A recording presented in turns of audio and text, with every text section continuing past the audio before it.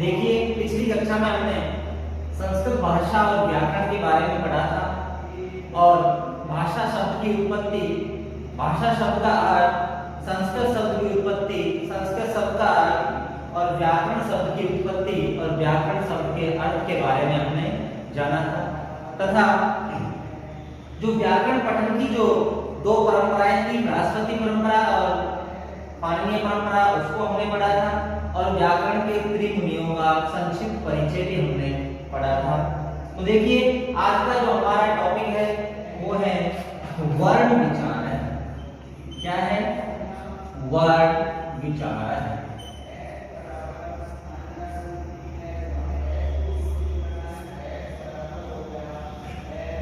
आज हम वर्ण विचार के बारे में अध्ययन करेंगे। तो देखिए भाषा की सबसे जो छोटी इकाई होती है उसे हम वर्ण कहते हैं। क्या कहते हैं? वर्ण। अर्थात भाषा की सबसे छोटी इकाई, भाषा की सबसे छोटी इकाई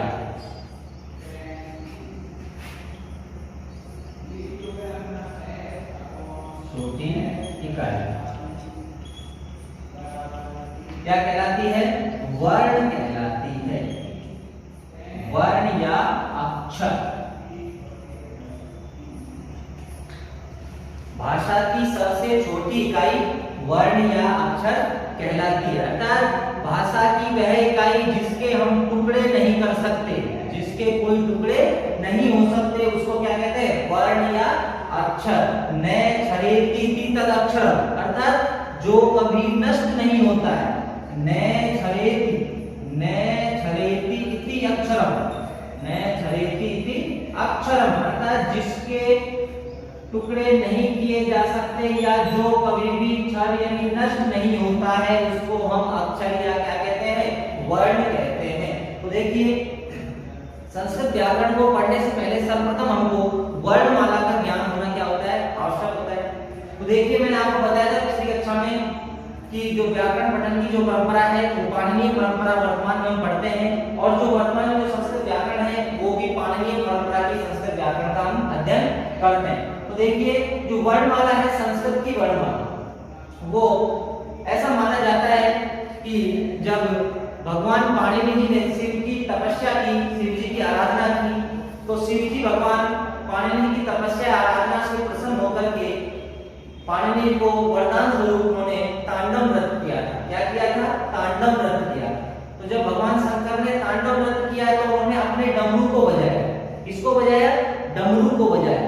और जब उन्होंने डमरू बजाया तो डमरू से 14 प्रकार की ध्वनियां निकली।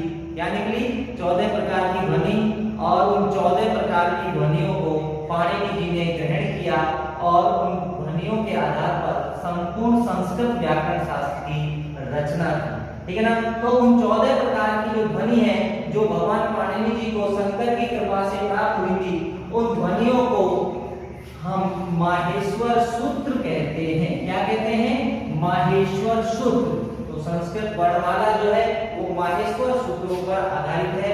तो देखिए माहेश्वर सूत्राणी, माहेश्वर सूत्राणी।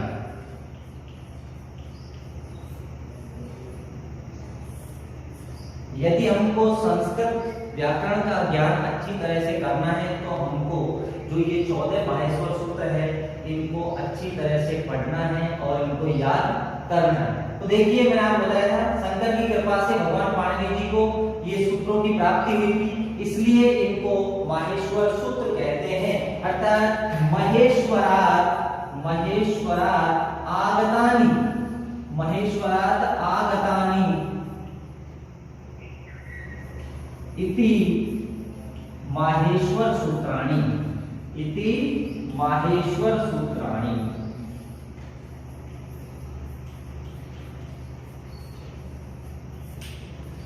ये सूत्र कहां से आए थे? महेश्वर, अर्थात शिव जी से प्राप्त हुए या शिव जी के द्वारा डमरू बजाने पर ये सूत्र निकले, इसलिए इन सूत्रों को क्या कहते हैं? हम माहेश्वर सूत्र कहते हैं। तो देखिए महेश का मतलब होता है शंकर और माहेश का मतलब होता है शंकर के द्वारा प्राप्त जो सूत्र हैं उनको हम क्या कहते हैं? माहेश्वर सूत्र कहते हैं। एक नंदिकेश्वर काशिका में एक श्लोक बताया गया है कि नृत्यावसाने नटराज राजो, नृत्यावसाने नटराज राजो ननाद डक्काम नव पंचवारम,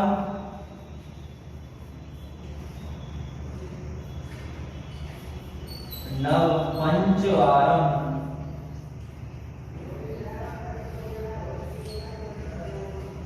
उद्रतुकामे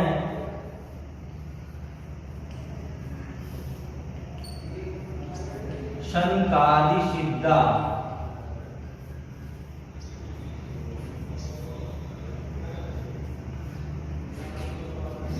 मर्षे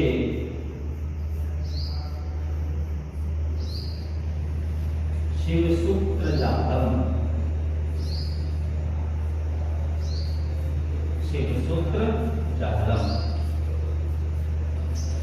ये श्लोक नंदी केशव काशिका में बताया गया है कि जब भगवान शंकर ने नृत्यावसाने तांडव नृत्य किया था, तांडव नृत्य जब उन्होंने किया तो नटराज राजो ननाद डक्काम नव पंचवार, नृत्यावसाने नटराज राजो ननाद डक्काम नव पंचवारम उद्रतुकाम शंकादि सिद्धा मेतु विमर्शे शिवसूत्र जातम।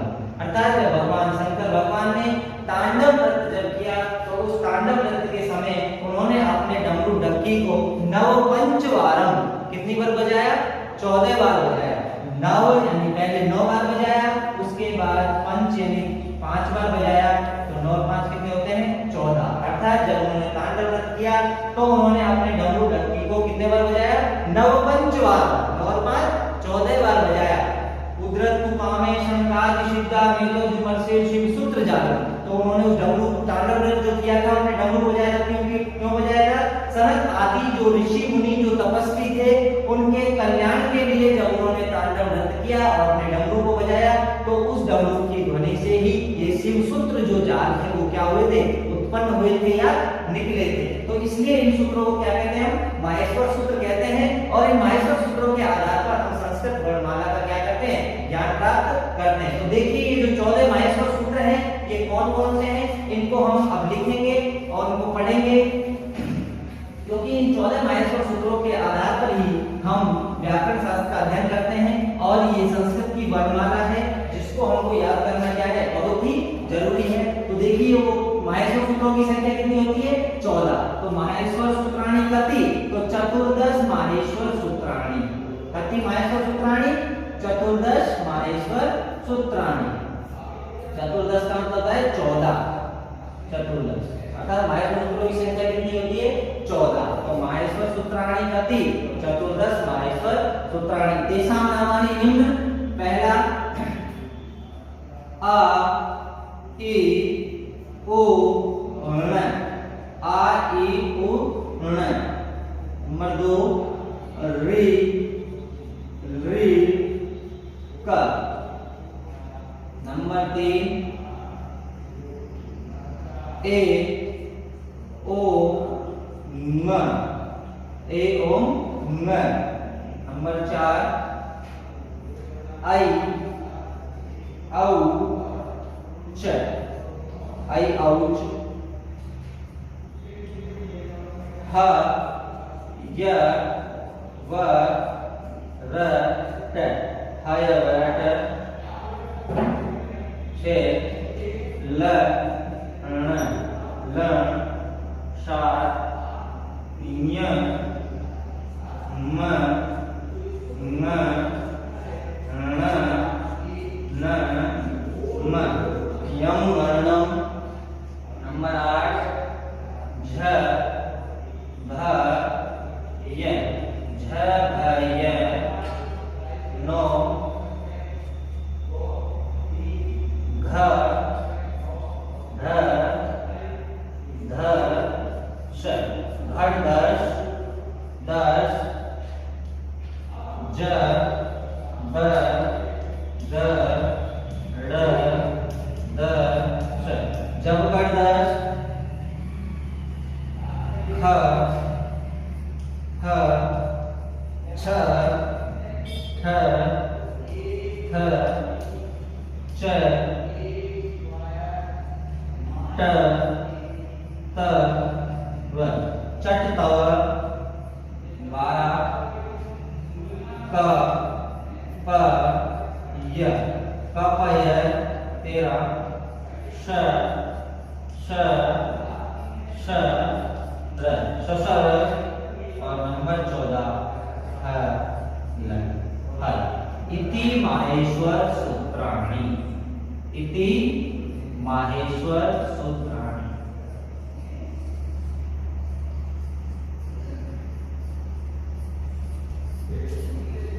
इति माहेश्वर सूत्राणि ये वो जो 14 सूत्र है जो महर्षि पाणिनि को शंकर की कृपा से प्राप्त हुए थे और इन सूत्रों के आधार पर उन्होंने संस्कृत व्याकरण शास्त्र की रचना की। तो इनकी संख्या कितनी है? 14। तो पहला प्रश्न ये है कि कति माहेश्वर सूत्राणि भवन्ति?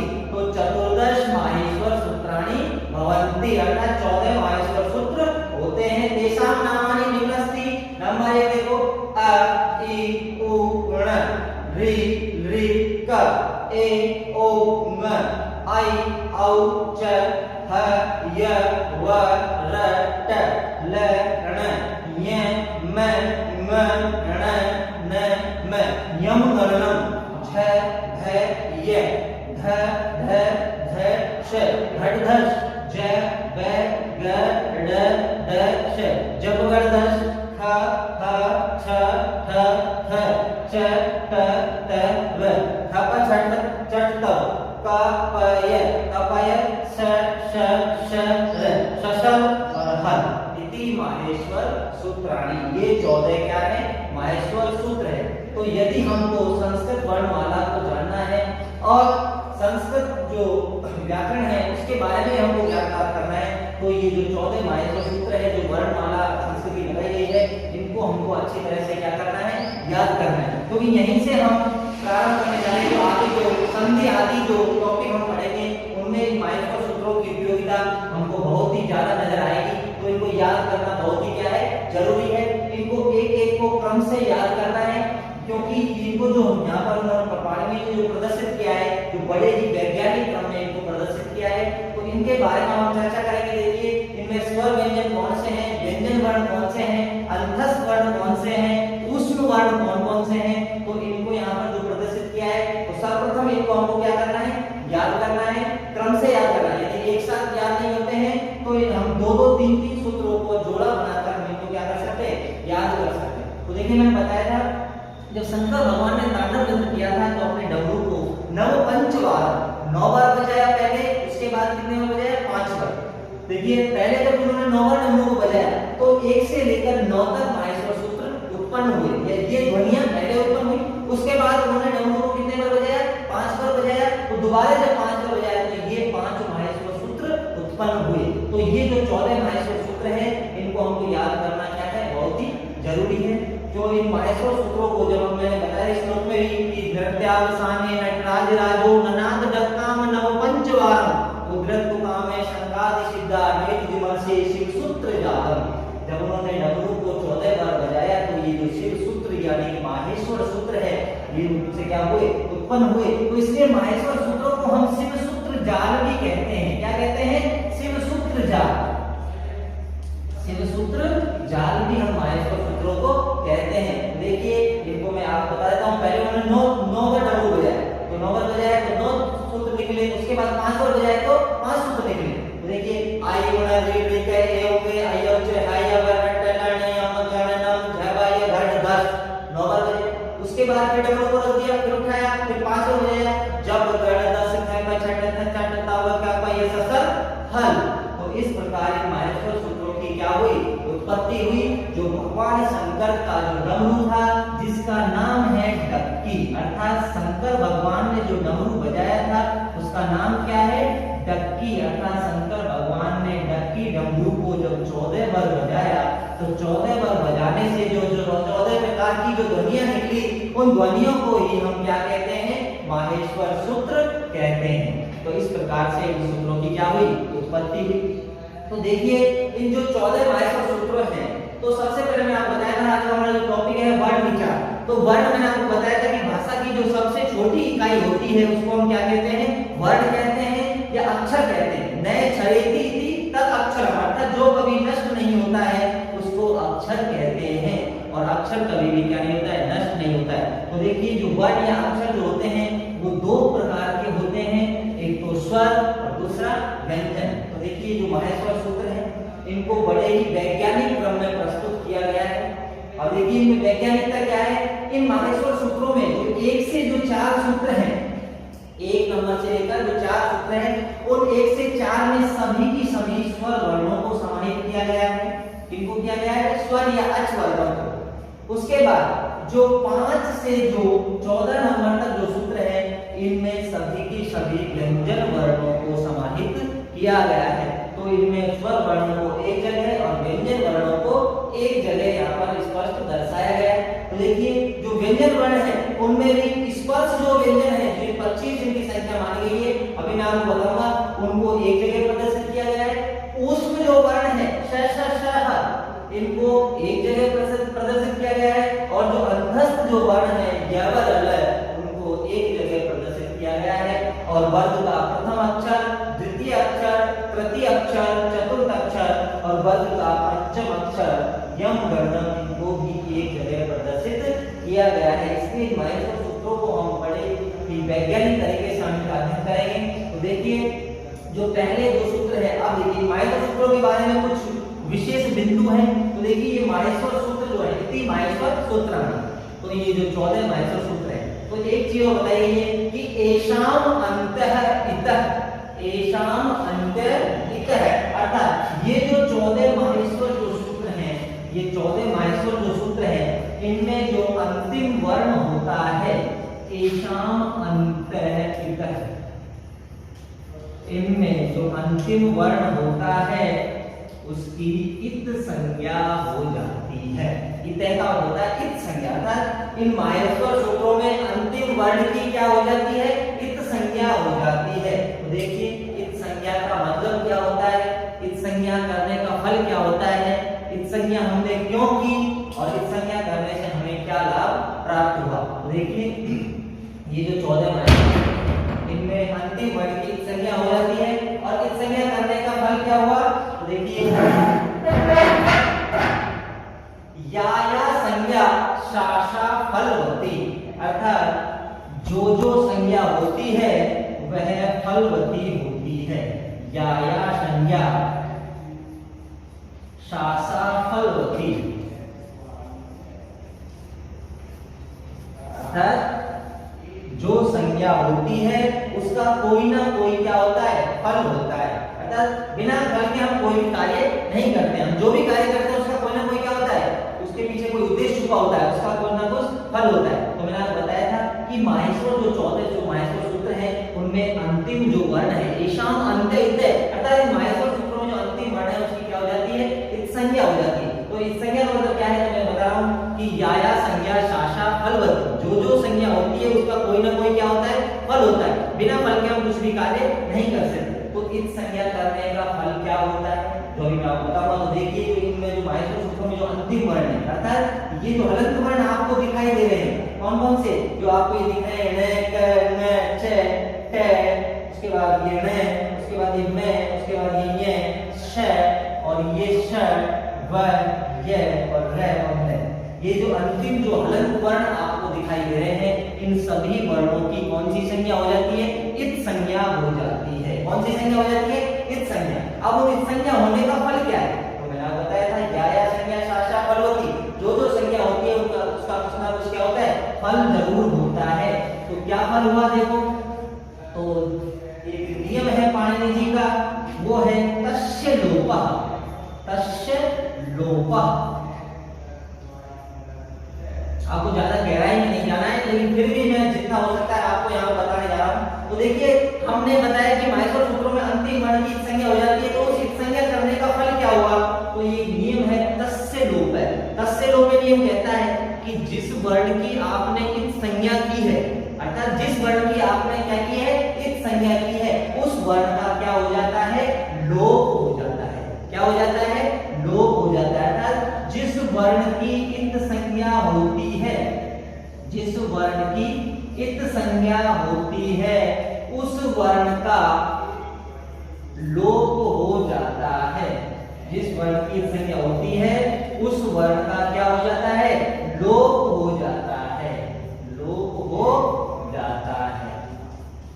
और देखो हमने माहेश्वर सूत्रों में अंतिम वर्ण की एक संज्ञा की और एक संज्ञा करने का आपको फल क्या हुआ कि तस्य लोपे, जो पाणिनि जी की अष्टाध्यायी का जो नियम है उस नियम के द्वारा जिस वर्ण की संज्ञा होगी उस वर्ण का क्या हो जाएगा, लोप हो जाएगा। अब बात आती है लोप किसे कहते हैं, लोप का मतलब क्या होता है, तो देखिए एक नियम और है जो है अदर्शनम लोपः, अदर्शनम लोपः।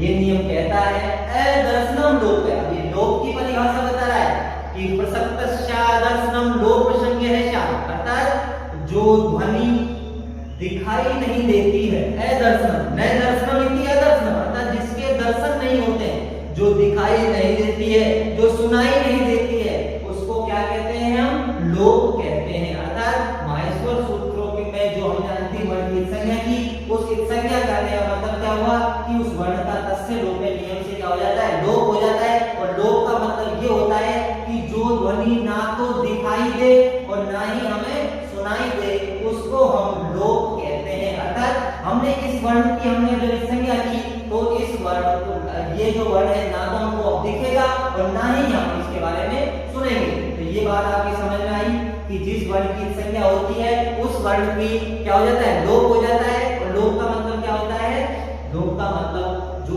ध्वनि शास्त्रों में ना तो दिखाई देती है और ना ही सुनाई देती है उसको हम क्या कहते हैं, लोप कहते हैं। तो ये जो नियम, तो हमने बताया जो माहेश्वर सूत्रों में जो इत संज्ञा हुई, माहेश्वर सूत्रों में जो इत संज्ञा हुई अंतिम वर्ण की, तो इत संज्ञा करने का फल हुआ कि उस वर्ण का क्या हो गया, लोप हो गया। और हमने इत संज्ञा क्यों की, क्योंकि ये जो माहेश्वर जो सूत्र हैं, ये जो 14 माहेश्वर सूत्र है, इनका प्रयोग हम प्रत्याहार निर्माण के लिए करते हैं। किसके लिए करते हैं, प्रत्याहार निर्माण के लिए। तो प्रत्याहार का मतलब होता है किसी भी बात को संक्षेप में बताना। इसके बारे में आपको मैं बताऊंगा आगे। अब देखिए जो हमने जो लोप संज्ञा की, तो लोप का मतलब हुआ कि वो ध्वनि हमको ना तो सुनाई देगी, जिस वर्ड की हमने संज्ञा की वो ना हमको दिखेगा ना ही उसके बारे में हम सुनेंगे, अर्थात वो क्या हो जाएगा, लोप हो जाएगा, अर्थात अदृश्य हो जाएगा, जो दिखाई नहीं देती, ठीक है ना।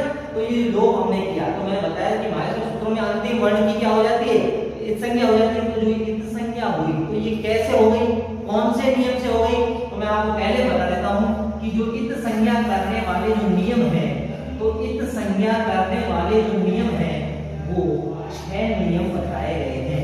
उनके बारे में थोड़ी सी चर्चा करूंगा शॉर्ट रूप में। तो देखिए जो 6 नियम हैं उनमें से पहला जो नियम है हलन्त्यम। कौन सा नियम है, हलन्त्यम। कौन सा नियम है, हलन्त्यम। ये देखो ये नियम क्या कहता है कि उपदेशे अंत्यम हलित शाह, उपदेशे अंत्यम हलित शाह। ये पहला नियम कहता है कि उपदेश अवस्था में जो अंतिम जो हल वर्ण होता है, देखिए वर्ण दो प्रकार के होते हैं, एक तो स्वर, दूसरा व्यंजन। तो संस्कृत में हम स्वर जो होते हैं उनको क्या कहते हैं, अच कहते हैं, और जो व्यंजन होते हैं उनको हम क्या कहते हैं, हल कहते हैं। तो देखिए ये हलन्त्यम जो सूत्र है ये कहता है कि उपदेशे अंतिम हलित शाह, ये कहता है कि उपदेश अवस्था में, कौन सी अवस्था में, उपदेश अवस्था में, उपदेश अवस्था में अंतिम जो हल वर्ण है, अंतिम जो हल यानी व्यंजन वर्ण है, हल का मतलब होता है व्यंजन, अर्थात उपदेश अवस्था में अंतिम व्यंजन या हल वर्ण की क्या हो जाती है, इत संज्ञा हो जाती है। उपदेश अवस्था में अंतिम हल या व्यंजन वर्ण की कौन सी संज्ञा हो जाती है, इत संज्ञा हो जाती है। इत संज्ञा का मतलब मैंने आपको बता दिया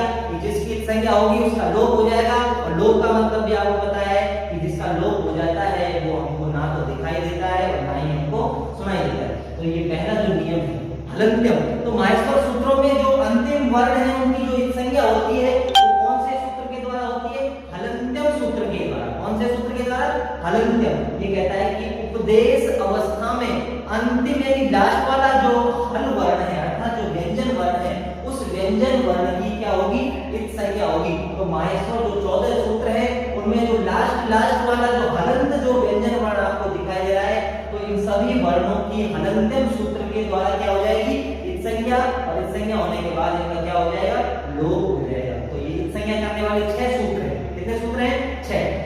तो देखिए ये बताया था कि उपदेश अवस्था में, अभी उपदेश क्या होता है, देखिए मैं थोड़ा बता देता हूँ कि पाणिनि जी के अनुसार 9 उपदेश बताए गए हैं। कितने उपदेश बताए गए हैं? 9। वो 9 उपदेश है धातु सूत्र गणोनादि वाक्य लिंगानुशासनम आगम प्रत्यय आदेशो उपदेशः नव प्रकीर्तितः। अर्थात धातु सूत्र गण उणादि वाक्य लिंगानुशासन आगम प्रत्यय और आदेश, ये जो 9 है इनको क्या कहा है पाणिनि जी ने? उपदेश अवस्था कहा है। क्या कहा है? उपदेश अवस्था। अर्थात पाणिनि, पतंजलि और कात्यायन जो व्याकरण शास्त्र के त्रिमुनि हैं, उनके मुख से जो प्रथम ध्वनि उच्चारित हुई, उस प्रथम उच्चारित ध्वनि को ही हम कौन सी अवस्था कहते हैं? उपदेश अवस्था कहते हैं। और उपदेश कितने होते हैं? 9 होते हैं। कति उपदेशा भवन्ति? तो 9 उपदेशा भवन्ति। तो उस 9 उपदेश में हम बताए धातु है, सूत्र है, वाक्य है, लिंगानुशासन है, आगम है, प्रत्यय है, आदेश है। तो ये सब व्याकरण की कुछ संक्षिप्त पारिभाषिक शब्दावली है, जिनके बारे में भी हम आगे चर्चा करेंगे थोड़ी थोड़ी। तो देखिए जो उपदेश 9 होते हैं, उस उपदेश अवस्था में अंतिम हलंत वर्ण की क्या हो जाती है? एक संज्ञा। तो देखिए मैंने बताया धातु उपदेश बताया गया, जैसे हम क्री धातुओं में पढ़ी होगी, संस्कृत शब्द की मैंने आपको उत्पत्ति बताई थी, वहां लिखा था मैंने कि संस्कृत शब्द की व्युत्पत्ति सम उपसर्ग पूर्वक डुक्रिय धातु से हुई है। कौन सी धातु से?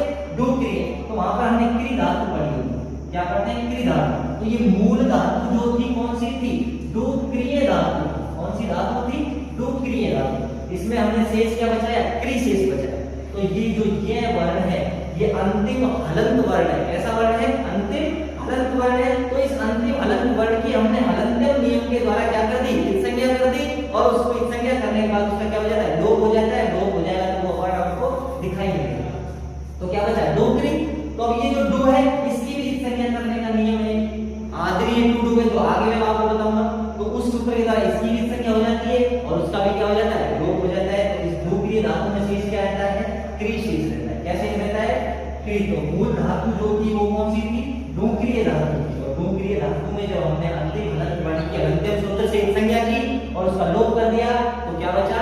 डुक्री। और डुकी हमने भी इत संज्ञा की, उसका लोप कर दिया, तो क्या बचा? क्री बचा। ठीक है ना? ऐसे आपने प्रत्यय में जब आपने प्रत्यय पढ़े होंगे तो पिछली कक्षाओं में बताया होगा कि लुट प्रत्यय पढ़ा है। लुट प्रत्यय, तरप प्रत्यय, तमप प्रत्यय, ये प्रत्यय आपने पढ़े होंगे। तो हमें बताया कि लुट प्रत्यय में यू शेष रहता है। तो यू शेष क्यों रहता है? तो वहां पर ये जो 6 संज्ञा करने वाले जो सूत्र है, नियम है, वो काम करते हैं कि जो ट है अंतिम हलंत वर्ण है और प्रत्यय है और उपदेश है। उपदेश में बताया था कि उपदेश में प्रत्यय भी आते हैं। तो उपदेश अवस्था में अंतिम हलंत जो वर्ण है, हलंत का मतलब व्यंजन जो वर्ण है, उस व्यंजन वर्ण की हलंत्यम सूत्र के द्वारा क्या हो जाएगी? एक संज्ञा हो जाएगी। और एक संज्ञा होने के बाद उसका लोप हो जाएगा। उसके बाद इस ड की भी संज्ञा हो जाती है। तो क्या बचता है? यू शेष रहता है। ऐसे ही तरप प्रत्यय में जो अंतिम हलंत वर्ण है, उसकी भी क्या हो जाती है? एक संज्ञा हो जाती है। और उसमें क्या बचता है? तर शेष रहता है। क्या शेष रहता है? तर शेष रहता है। तो ये जो 6 संज्ञा करने वाले सूत्र है, तो मैंने आपको और जो आगे सूत्रों को मैं बताऊंगा, उससे पहले मैंने बताया था कि माइनस सूत्रों में अंतिम हलंत वर्ण की क्या हो जाती है? इत संज्ञा। एषाम अंत्यहित। इन माइनस सूत्रों के अंतिम वर्ण की इत संज्ञा हो जाती है। और इत संज्ञा होने का फल उसका क्या हो जाता है? लोप हो जाता है। तो इत संज्ञा हम क्यों करते हैं? प्रत्याहार बनाने के लिए। क्यों करते हैं? प्रत्याहार बनाने के लिए। दूसरी बात, हकार आदिषु अकार उच्चारणार्थ है। अर्थात ये नियम है कि हकार आदिषु, जो आदि में जो आपको ये है दिख रहा है, इस है वर्ण में जो अकार इत्यादि जो आपको दिखाई दे रहा है, वो केवल उच्चारण के लिए है। किसके लिए है? उच्चारण के लिए। देखो स्वर और व्यंजन। देखिए स्वर अर्थात स्वर किसे कहते हैं? कि स्वयं राजन्ते अनिति स्वरः, अर्थात जिन ध्वनियों का उच्चारण स्वतंत्र रूप से होता है। येषां ध्वनिनां उच्चारणं स्वतंत्र रूपेण भवति ते स्वरः, अर्थात जिन ध्वनियों का उच्चारण स्वतंत्र रूप से होता है, उन ध्वनियों को क्या कहते हैं? हम स्वर कहते हैं। और येषां ध्वनिनां उच्चारणं स्वर वर्णस्य सहाय्येन भवति ते व्यंजन वर्ण, और जिन ध्वनियों का उच्चारण व्यंजन वर्ण की सहायता स्वर वर्ण की सहायता से होता है, उनको हम व्यंजन कहते हैं। ठीक है ना? तो व्यंजन वर्ण का मतलब आप पढ़ते हैं कि ट के नीचे क्या रहेगा? हलंत। ट के नीचे क्या रहेगा? हलंत। तो व्यंजन वर्णों के नीचे सब क्या रहता है? हलंत रहता है। यदि हमको लिखना है पूरा ट, तो ट प्लस में ए बराबर क्या होता है? ट। इस टे में ए की ध्वनि, ये टे का जो हम उच्चारण कर रहे हैं वो हम ए की सहायता से कर रहे हैं। चलिए बोलते हैं टे, और अगर इसमें स्वर नहीं होता तो क्या बोलते हैं ट, क्या बोलते हैं ट, और जब इसमें स्वर मिल जाएगा क्या बोलेंगे टा, ठीक है ना। तो स्वर और व्यंजन, तो मैं आपको बता रहा था कि जो ये स्वर है तो स्वरों में तो हम किसी की सहायता नहीं होती, मेरा उच्चारण स्वतंत्र रूप से होता है कि ए ई उ री री ए ओ आई औ, तो इनमें तो किसी को उच्चारण करने की आवश्यकता नहीं होती है। लेकिन जो व्यंजन जो वर्ण होते हैं उन व्यंजन वर्णों में हमको स्वर वर्णों की सहायता लेनी होती है। लेकिन आप देख रहे हैं कि यहाँ पर जो व्यंजन वर्ण मैं आपको बता रहा हूँ कि कैसे लेकर के जय तक जो व्यंजन है अर्थात 5 से लेकर 14 तक जितने बने सारे क्या है व्यंजन है। तो इन व्यंजन वर्णों में तो कोई हलंत नहीं दे रखा, तो इसके नियम इसका एक नियम बताया गया है कि हकार आदिषु आकार उच्चारणार्थ है, अर्थात हकार आदि में जो आपको आकार दिखाई दे रहा है में जो है, य में जो है, व में जो है, र में भी जो है, अर्थात इन सभी जो व्यंजन वर्णों में जो आपको एक ही ध्वनि सुनाई दे रही है ये केवल उच्चारण के लिए है। किसके लिए है? उच्चारण के लिए, अर्थात इन सूत्रों के उच्चारण में कोई दोष नहीं हो इसलिए वो ध्वनि हमने यहाँ पर प्रदर्शित की है। तो यहाँ पर हम ये नहीं मानेंगे कि ये है में है मिला हुआ है। तो हकार आदि में जो आकार है वो केवल किसके लिए है? उच्चारण के लिए। किसके लिए है? उच्चारण के लिए। तो देखिए जो ये चौथे माहेश्वर सूत्र है तो इनमें जो अंतिम वर्ण है उसकी अंतिम सूत्र से इत संज्ञा हो जाती है, और इत संज्ञा हो जाने का फल क्या होता है कि उसका क्या हो जाएगा, जिसकी इत संज्ञा होगी उसका क्या हो जाएगा, लोप हो जाता है।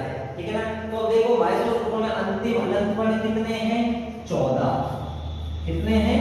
14। क्योंकि चौथे माहेश्वर सूत्र है तो हलंत वर्ण भी कितने होंगे? 14 होंगे। तो माहेश्वर सूत्रों में कितने वर्णों की संख्या हुई? 14 वर्णों की। कितने वर्णों की हुई? 14, क्योंकि अंतिम हलंत वर्ण कितने हैं? 14। और तो अंतिम हलंत वर्ण की हमने हलंत से एक संख्या की, उसका लोप हो गया तो कितने वर्णों की संख्या हुई? 14 वर्णों की। लेकिन लण मध्य अ इत संज्ञक है, जो लण सूत्र है उस लण सूत्र में जो ल वर्ण में स्थित जो ए वर्ण है उस ए वर्ण की भी क्या हो जाती है? इत संज्ञा हो जाती है। क्या हो जाती है? इत संज्ञा हो जाती है।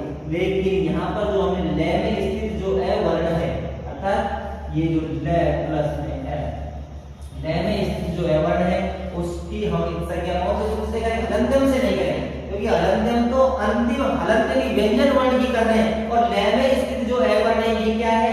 स्वर या अच है। क्या है ये? स्वर। तो इसकी हम हलंत्यम से संज्ञा नहीं कर सकते। तो इस ल में स्थित जो ए वर्ण है उस ए वर्ण की इत संज्ञा हम कौन से सूत्र से करेंगे? तो देखिए इत संज्ञा करने वाला दूसरा सूत्र आता है जिसका नाम है उपदेशे अज अनुनासिक इत्। कौन सा सूत्र है? उपदेशे अज अनुनासिक इत्। तो इत संज्ञा करने वाला दूसरा सूत्र है उपदेशे अज अनुनासिकः इत्। उपदेशे अज अनुनासिकः इत्। अब ये क्या करता है? ये सूत्र कहता है कि उपदेश अवस्था में जो अनुनासिक जो अच होता है उस अच यानी स्वर वर्ण की क्या होती है? इत संज्ञा। अंतिम हलंत वर्ण की संज्ञा तो हलंत्यम करता है, लेकिन उपदेश अवस्था में, उपदेश अवस्था मैंने बताया था पाणिनि पतंजलि कात्यायन जो व्याकरण के त्रिमुनि, उन त्रिमुनियों का जो प्रथम जो आद्य उच्चारण है उपदेशे आद्य उच्चारण, अर्थात त्रिमुनि पाणिनि पतंजलि और कात्यायन उनका जो प्रथम उच्चारण है, अर्थात पहला जो उच्चारण है आद्य उच्चारण,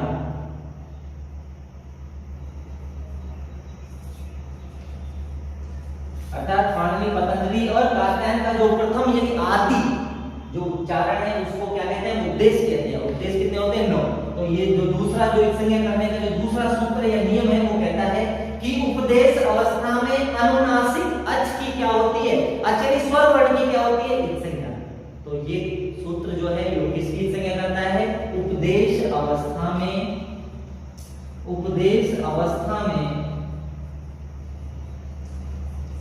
अनुनासिक अच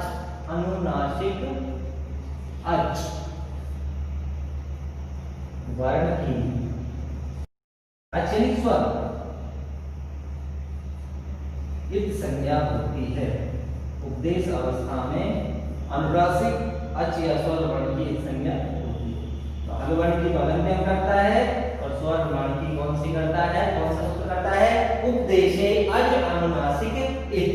तो ये उपदेश अवस्था में कैसे करेगा, अनुनासिक अच यानी स्वर वर्ण की करेगा। तो देखिए जो गण सूत्र में जो लय में स्थित जो अ वर्ण है, लय में स्थित क्या है, अ वर्ण है, उस अ वर्ण की भी क्या हो जाती है, उपदेशे अज अनुनासिक इत सूत्र से इत संज्ञा हो जाती है। और इत संज्ञा हो जाएगी तो तस्य लोप से उसका लोप हो जाएगा। और लोप का मतलब अब वो अ वर्ण भी ना दिखाई देगा और ना सुनाई देगा। तो इस लय सूत्र में जो हम अ वर्ण की संज्ञा करते हैं वो रे प्रत्याहार की सिद्धि के लिए करते हैं। किसके लिए करते हैं, रे प्रत्याहार को बनाने के लिए। तो प्रत्याहार के बारे में हम आगे पढ़ेंगे तो वहां पर बताऊंगा मैं आपको कि रे भी क्या होता है, प्रत्याहार होता है। तो यदि रे प्रत्याहार को हमको बनाना है तो हमको लण सूत्र जो है, माहेश्वर सूत्रों का जो लण दिख रहा है 6 नंबर का, उस लण सूत्र में जो लय में स्थित जो अ स्वर वर्ण है उस स्वर वर्ण की हमको उपदेशे अनुनासिक इत सूत्र से क्या करनी है, इत संज्ञा करनी है। और इत संज्ञा करके उसका लोप करना है। जब कौन सा प्रत्याहार बनेगा, रे प्रत्याहार बनेगा। तो प्रत्याहार के बारे में हम आगे चर्चा करेंगे। उससे पहले देखिए जब मैंने बताया था कि अंतिम हलंत वर्णों की जो संख्या हो जाएगी तो कितने वर्णों की संख्या हो गई, 14 की। लेकिन एक लण सूत्र में भी क्या हो जाती है, लण सूत्र में ए में स्थित लय में स्थित अ वर्ण की क्या हो जाती है, संज्ञा हो जाती है। तो माहेश्वर सूत्रों में कुल कितने वर्णों की संज्ञा होती है, तो कितने वर्णों की होती है, 15 वर्ण। कितने की होती है, 15 वर्ण। क्योंकि 14 माहेश्वर सूत्रों के अंतिम 14 हलंत वर्ण और एक 6 नंबर का जो माहेश्वर सूत्र है उसमें लय में स्थित अ वर्ण की संज्ञा हो जाएगी। तो कितने वर्णों की संख्या होती है, 15। तो एक प्रश्न ये बनता है कि माहेश्वर सूत्रों में कुल 15 वर्णों की क्या होती है, इत संज्ञा होती है। कुल 15 वर्णों की क्या होती है, इत संज्ञा। तो कति वर्ण, पंचदश वर्ण अर्थात 15 इत संज्ञक वर्ण है किनमें, माहेश्वर सूत्रों में। समझ में आ गया। तो ये बता दिया कि इति माहेश्वर सूत्राणि येषाम अन्ते है, इन माहेश्वर सूत्रों के अंतिम वर्ण की संज्ञा हो जाती है। और अंतिम संज्ञा के बाद जो बताया था हकार आदिषु अकार उच्चारणार्थ है, हकार आदि में जो अकार आपको दिखाई दे रहा है अर्थात व्यंजन वर्णों में जो अकार जो अ वर्ण इत्यादि की हम ध्वनि देख रहे हैं यहाँ पर जो दिखाई दे रही है उसमें वो केवल किसके लिए है, उच्चारण के लिए है कि उच्चारण में दोष नहीं हो। और इसमें जो लण सूत्र में जो अ वर्ण है उसकी क्या हो जाती है, ये संज्ञा हो जाती है। अब बात करते हैं अब इन माहेश्वर सूत्र जो है, इन माहेश्वर सूत्रों का प्रयोग किस लिए किया गया है और इनका प्रयोजन किस लिए। तो माहेश्वर सूत्रों का प्रयोजन प्रत्याहार सिद्ध्यर्थम, अर्थात माहेश्वर सूत्रों का प्रयोजन प्रत्याहार निर्माण के लिए किया जाता है। किसके लिए किया जाता है, प्रत्याहार निर्माण के लिए किया जाता है। अब ये प्रत्याहार क्या होता है, तो प्रत्याहार का मतलब होता है किसी भी बात को संक्षेप में बताना। क्या बताना, संक्षेप में बताना। तो देखिए ये जो 14 माहेश्वर सूत्र ये वैज्ञानिक क्रम से प्रदर्शित किए गए हैं और इनमें अच वर्णों को एक जगह और हल वर्णों को एक जगह। तो हम प्रत्याहार बनाने से पहले हम अच और हल के बारे में और थोड़ा सा जान लेते हैं। तो देखिए भाषा की सबसे छोटी इकाई वर्ण या अक्षर होती है, इसके हम टुकड़े नहीं कर सकते। और वर्ण जो होते हैं जो 2 प्रकार के होते हैं। कितने प्रकार के होते हैं, 2 प्रकार के। नंबर 1 अच या स्वर और नंबर 2 हल या व्यंजन, हल या व्यंजन। तो वर्ण कितने प्रकार के होते हैं, अच या स्वर और हल या व्यंजन। अब देखिए अब ये अच कौन कौन से होते हैं, अच यानी स्वर कौन कौन से। तो देखिए मैंने आपको बताया था कि 1 से लेकर के 4 नंबर तक जो सूत्र हैं उनमें सभी क्या है, स्वर है। और स्वर जब हम पढ़ेंगे तो एक पाणिनि जी का एक नियम है, अच है स्वरा। कौन सा नियम है, अच है स्वरा। ये नियम कहता है कि अच जो प्रत्याहार है उसके अंतर्गत जितने भी वर्ण आते हैं वो सभी क्या कहलाते हैं, स्वर कहलाते हैं। क्या कहलाते हैं? स्वर। तो देखिए हम जब एक अच प्रत्याहार जब बनाते हैं तो प्रत्याहार जब हम बनाते हैं प्रत्याहार का मतलब होता है संक्षेप में किसी बात को बताना या संक्षेप में कोई बात को कहना। और संस्कृत व्याकरण का जो मुख्य उद्देश्य है वो यही है कि बात को संक्षेप में कहना, बड़ा चढ़ाकर नहीं बल्कि उसको संक्षेप में कहना। तो ये जो सूत्र जो पाणिनि ने बनाया वो सूत्र का लक्षण भी यही होता है। सूत्र का लक्षण होता है अल्पाक्षरम संदिग्धम सारवत विस्मतोमुखम अस्तोमम अनुवदवंच सूत्रम सूत्रविदो विदु। अर्थात अल्पाक्षरम कम अक्षर वाला हो, असंदिग्धम संदेह से रहित हो, अल्पाक्षरम असंदिग्धम सारवत सारवान हो अर्थात सारयुक्त हो, और सारवत विस्मतोमुखम और सभी के लिए विश्वसनीय हो, अस्तोमम अस्तोभ से रहित हो, अनुवदवंच अनुवद्य हो, सूत्रम सूत्रविदो विदु। ऐसे सूत्र को जानने वाले इस रचना को क्या किस नाम से जानते हैं? सूत्र के नाम से जानते हैं। सूत्र का मतलब ये होता है अल्पाक्षर अर्थात कम अक्षरों वाला, संक्षेप में किसी बात को बताना। तो माहेश्वर सूत्रों का जो प्रयोजन होता है वो प्रत्याहार निर्माण के लिए करते हैं, और प्रत्याहार का मतलब होता है संक्षेप में किसी बात को बताना या कहना। तो जब हम जैसे हमको प्रत्याहार का निर्माण करना है तो ये जो अच प्रत्याहार है, अच का मतलब स्वर होता है, तो अच प्रत्याहार बनाएंगे तो प्रत्याहार बनाने के लिए एक नियम है आदिर अंतेन संहिता। कौन सा है? आदिर अंतेन संहिता। आदिर अंतेन संहिता, आदिर अंतेन संहिता। ये देखो क्या कह रहा है, ये कह रहा है कि आदि अंतेन संहिता, संहिता अर्थात आदि अंतेन संहिता। ये कहता है कि आदि यानी प्रारंभ वाला या पहला वर्ण, और अंतेन संहिता और अंतिम इत संज्ञक वर्ण के बीच वाले जितने भी वर्ण हैं उन सभी को मिलाकर क्या बनता है? प्रत्याहार बनता है। तो देखिए यदि हमको अच प्रत्याहार बनाना है, कौन सा बनाना है? अच। तो अच प्रत्याहार बनाने के लिए सबसे पहले हम आदि वर्ण को ढूंढेंगे, अर्थात आदि वर्ण कौन सा है? ए। तो ये मिल गया, कौन सा मिल गया? ए मिल गया। और चे कहां है? ये रहा चे, कहां है? ये रहा चे। तो हमको अच प्रत्याहार बनाना है तो आदि वर्ण और अंतिम इत्संज्ञक वर्ण, और मैंने बताया था इत्संज्ञक वर्णों की माहेश्वर सूत्र अंतिम वर्ण किससे क्या हो जाती है? उनका लोप हो जाए। तो इन सभी इत्संज्ञक वर्णों को क्या कर देना? छोड़ देना। क्या कर देना है? छोड़ देना। तो इत्संज्ञक वर्णों से छह वर्ण है, इस छह वर्ण की जो अंतिम वर्ण है उस जो अच प्रत्याहार बनाएंगे तो आदि ए वर्ण और अंतिम छह वर्ण इनके बीच वाले वर्णों का क्या करेंगे? ग्रहण करेंगे और इत्संज्ञक वर्णों को क्या कर देंगे?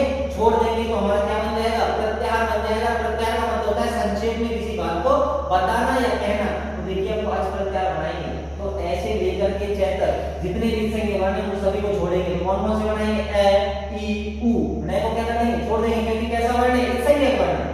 री री कै को क्या कर देंगे? छोड़ देंगे क्योंकि कैसा वर्ण है? इत्संज्ञक वर्ण है। ए ओ आई औ। तो कितने वर्ण हो गए? 1 2 3 4 5 6 7 8 और 9। तो अच प्रत्याहार में कितने वर्ण आते हैं? 9 वर्ण आते हैं। कितने आते हैं? 9 वर्ण आते हैं। इत्संज्ञक वर्णों को छोड़ेंगे तो कौन कौन से आते हैं 9 वर्ण? अच प्रत्याहार में देखो ए ई उ री री ए ओ आई और औ। ये आगे अच प्रत्याहार में वर्ण। तो ये क्या बन गया? अच। अर्थात अब इन वर्ण है जो ए ई उ री री ए ओ आई ओ इन सभी को क्या कहते हैं? अच कहते हैं। और अच का मतलब स्वर। तो ये हम जो स्वर और व्यंजन वर्णों की बात कर रहे थे तो ये आता है कि पाणिनि जी के नियम है अच है स्वरः। कौन सा नियम है? अच है स्वरः। अर्थात कि अच प्रत्याहार के अंतर्गत जितने भी वर्ण आते हैं उन वर्णों को क्या कहते हैं? स्वर कहते हैं। क्या कहते हैं? स्वर कहते हैं। तो संस्कृत में स्वरों की संख्या कितनी हुई? तो अच प्रत्याहार में कितने वर्ण आए? 9 वर्ण। तो संस्कृत भाषा में स्वर कितने होते हैं? 9 होते हैं। कितने होते हैं? 9 होते हैं। अब देखो ये स्वर 9 हो गए क्योंकि अच प्रत्याहार के अंतर्गत जो वर्ण आएगा उसी को क्या कहेंगे? स्वर कहते हैं। हम स्वर 13 भी पढ़ते हैं और हम स्वर 21 या 22 भी पढ़ते हैं। अब वो कैसे पढ़ेंगे वो आगे हम चर्चा करेंगे। तो लेकिन ये प्रश्न ये होगा यदि कि संस्कृत भाषा में कितने स्वर होते हैं? संस्कृत भाषायां कति स्वरा भवन्ति? तो संस्कृत भाषायां 9 स्वरः भवन्ति। कति स्वरा भवन्ति? 9। अर्थात 9 स्वर होते हैं क्योंकि नियम है पाणिनि जी का अच है स्वरः। अच प्रत्याहार में जो वर्ण आएंगे उनको क्या कहेंगे? स्वर कहेंगे। अब ये 13 कैसे हो गए? तो 13 ऐसे हो जाते हैं, यदि इस ए का दीर्घ रूप आ, ई का बी बड़ी ई, ऊ का बड़ा ऊ और री का बड़ा री ले लेंगे तो स्वरों की संख्या कितनी हो जाएगी? 13 हो जाएगी। कितने हो जाएगी? 13। लेकिन स्वर 3 प्रकार के होते हैं, ह्रस्व, दीर्घ और प्लुत। तो प्लुत भी हम गिनेंगे तो उनकी संख्या 21 या कितनी हो जाती है? 22 हो जाती है। ठीक है ना? तो ये स्वर की हमने बात की थी कि जो वर्ण होते हैं, जो भाषा की सबसे छोटी इकाई होती है उसको हम वर्ण या अक्षर कहते हैं। और वर्ण दो प्रकार के होते हैं, स्वर वर्ण और हल यानी व्यंजन वर्ण। स्वर वर्ण और व्यंजन वर्ण। तो मैंने आपको बता दिया स्वर कौन कौन से होते हैं। तो अच प्रत्याहार जब हम बनाते हैं, माइक्रो सूत्रों का प्रयोग प्रत्याहार बनाने के लिए किया जाता है। तो अच प्रत्याहार जब बनाते हैं तो अच प्रत्याहार में जितने भी वर्ण आते हैं उन सभी वर्णों को हम स्वर कहते हैं। और स्वरों की संख्या संस्कृत भाषा में 9 होती है, क्योंकि ऐसे लेकर के चैतन्य ये वर्ण आते हैं, ए ई उ री री ए ओ आई औ। कितने हो गए? 9 हो गए। अब देखिए एक छोटी सी बात और है, ये जो स्वर है इनमें जो स्वर है ए ई उ और री, ए ई उ री और री, ये जो 5 स्वर है, कौन से? 5, ये मूल स्वर है। क्या है? मूल स्वर। इनको हम मूल स्वर कहते हैं। मूल स्वर तो कौन से हैं? ए ई उ और री और री। अब बाकी के कौन कौन से बचे? ए ओ आई और औ, ए ओ आई औ। ये जो 4 स्वर हैं, इन 4 स्वरों को हम संयुक्त स्वर कहते हैं। क्या कहते हैं? संयुक्त स्वर। क्या कहते हैं? संयुक्त स्वर या संध्यक्षर स्वर। संध्यक्षर स्वर, संयुक्त स्वर या संध्यक्षर स्वर कहते हैं। क्यों कहते हैं? ये 9 स्वर हो गए, जिनमें से 5 ए ई उ री और री, ये 5 जो स्वर हैं ये तो कैसे स्वर है? मूल स्वर है। कैसे हैं? मूल स्वर। और जो ये 4 है ए ओ आई औ, इन 4 स्वरों को हम संयुक्त स्वर कहते हैं। और संयुक्त का मतलब होता है कि जो स्वर 2 स्वरों की सहायता से बनते हैं उनको क्या कहते हैं? संयुक्त स्वर। अर्थात जब हम संधि पढ़ेंगे तो हमको पता चलेगा कि a प्लस ई बराबर ए हो जाता है। अर्थात गुण संधि हम पढ़ते हैं तो a प्लस ई बराबर ए। अर्थात को संध्यक्षर क्यों कहते हैं? क्योंकि संधि करने पर a प्लस ई से गुण होकर के क्या बनता है? a। तो संयुक्त भी क्यों कहेंगे? क्योंकि इस a का निर्माण a और e से हुआ, इससे हुआ। अर्थात ये 2 स्वरों की सहायता से हुआ, इसलिए इनको क्या कहते हैं? संयुक्त स्वर कहते हैं। ऐसे ही o तो a प्लस उ, a प्लस उ बराबर क्या बनता है? ओ बनता है। तो ये भी 2 स्वरों की सहायता से बना, तो इसको भी क्या कहेंगे? संयुक्त स्वर कहेंगे। आई तो ए प्लस ए बराबर आई, वृद्धि हो जाती है तो आई का निर्माण होता है। और ए प्लस ओ बराबर औ, वृद्धि हो जाती है तो औ का निर्माण होता है। इसलिए 4 स्वर हैं, जो ये 5 स्वर है, सॉरी ऊपर वाले जो ए ई उ री री ये मूल स्वर हैं, और जो 4 जो बाकी के जो स्वर है ए ओ आई औ, ये 4 संयुक्त स्वर है, या इनको हम क्या कहते हैं? संध्यक्षर स्वर। इनको ध्यान रखना है आपको कि संध्यक्षर स्वर और संयुक्त स्वर क्यों कहते हैं? क्योंकि इनका जो निर्माण हुआ है वो 2 स्वरों की सहायता से हुआ है और संधि करने पर हुआ है। गुण और वृद्धि संधि होती है यहाँ पर, इसलिए इनको संयुक्त स्वर या संध्यक्षर स्वर कहते हैं। तो संस्कृत वर्णमाला में ये स्वर कितने होते हैं? तो ये माइक्रो सूत्रों के अनुसार ये बताया कि कितने होते हैं? 9 स्वर होते हैं, क्योंकि पाणिनि जी का सूत्र है अचः स्वरः। अच प्रत्याहार में जितने भी वर्ण आते हैं सभी वर्णों को क्या कहते हैं? हम स्वर कहते हैं। तो स्वर के बारे में हमने पढ़ लिया और अच प्रत्याहार बनाना भी हमने सीख लिया, और भी हम चर्चा करते हैं। अब देखिए आगे अब आती है बात व्यंजन हल वर्णों। किसकी आती है? व्यंजन वर्णों की। अब व्यंजन किसे कहते हैं? अब देखो स्वर का तो पता क्या लग गया कि स्वयं राजन्ते अनेनिति स्वरः, स्वयं राजन्ते अनेनिति स्वरः, अर्थात जो ध्वनि स्वतंत्र उच्चारित होती है उन ध्वनियों को स्वर कहते हैं। अर्थात जिनका उच्चारण स्वतंत्र रूप से होता है, येषां ध्वनिनां उच्चारणं स्वतंत्र रूपेण भवति ते स्वरः, उनको क्या कहते हैं? हम स्वरः या अच कहते हैं। जिनकी संख्या बना होता है कितनी होती है? 9 होती है।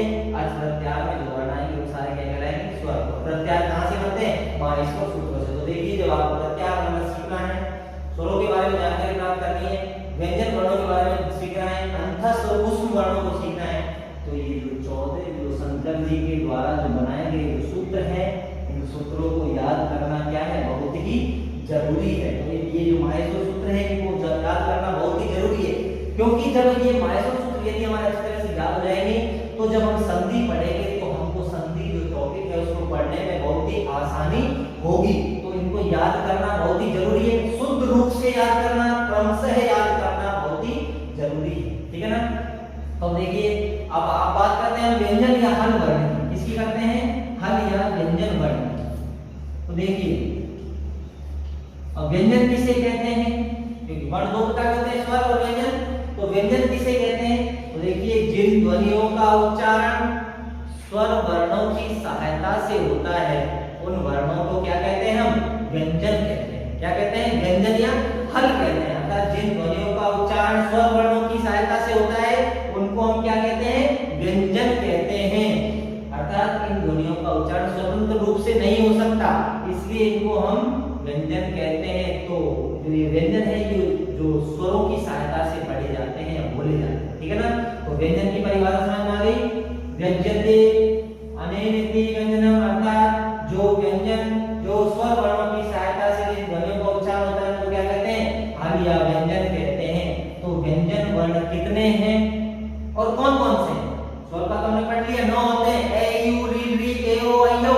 अच प्रत्यय में जितने भी वर्ण आएंगे सारे क्या कहलाएंगे, स्वर। इनमें से 5 मूल स्वर हैं और 4 संधि अक्षर या संयुक्त स्वर हैं। अब बात आती है व्यंजन की, तो व्यंजन कौन कौन से हैं, तो यहाँ पर भी एक पाणिनि जी का सूत्र है, उसका नाम है हलो व्यंजनानि। हलो व्यंजनानि कौन सा सूत्र है, हलो व्यंजनानि। अब देखिए हमने अच प्रत्याहार पढ़ा, अब ये बात आती है हल यानी व्यंजनों की। अब इनको हम हल क्यों कहते हैं, भाई स्वरों को अच क्यों कहते हैं, क्योंकि अच प्रत्याहार में वर्ण आएंगे उनको स्वर कहेंगे, तो स्वर का दूसरा नाम संस्कृत में क्या होगा, अच। ऐसे ही व्यंजन को हल क्यों कहेंगे, तो इसके सूत्र है पाणिनि का, अष्टाध्यायी का।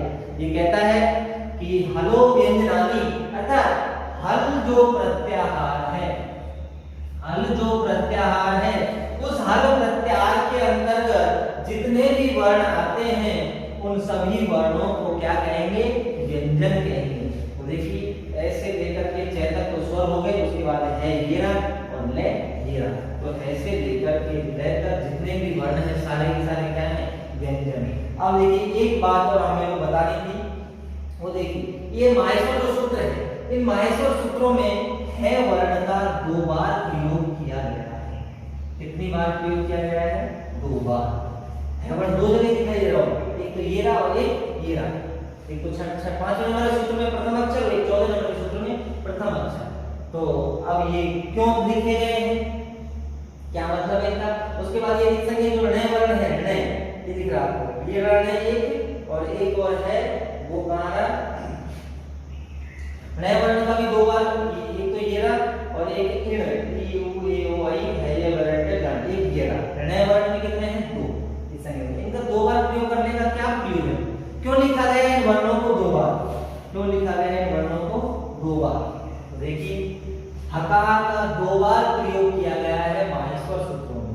वो क्यों किया गया है, वो उसका उत्तर है कि हकार जो वर्ण है उसका प्रयोग सल प्रत्याहार और अट प्रत्याहार बनाने के लिए किया गया है। तो आगे हम बताएं तो ये है वर्ण है, इसका 2 बार प्रयोग हुआ है, नए वर्ण का भी 2 बार प्रयोग हुआ है।